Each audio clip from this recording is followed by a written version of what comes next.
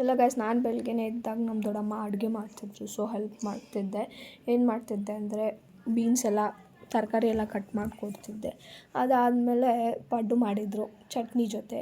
ಹಾಗೆ ತಿಂತಾ ವ್ಲಾಗ್ಸ್ ನೋಡಿಕೊಂಡು ತಿಂತಿದ್ದೆ ಸಮೀರ್ ಅವ್ರದ್ದು.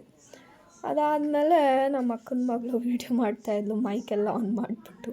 ನಾನು ಅದನ್ನು ವೀಡಿಯೋ ತೆಗಿತಾಯಿದ್ದೆ. ಸುಮ್ಮನೆ ಇಬ್ಬರು ಕೂತ್ಕೊಂಡು ಮಾತಾಡ್ತಾಯಿದ್ರಿ ಅದು ಮೈಕ್ ಒಳಗಡೆ.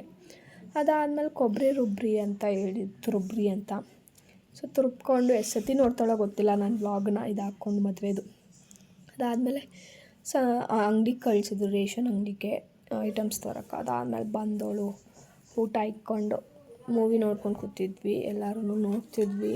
ಹಳೆಯ ಮೂವಿ ಹಾಕಿದ್ರು ರವಿಚಂದ್ರನ್ದು.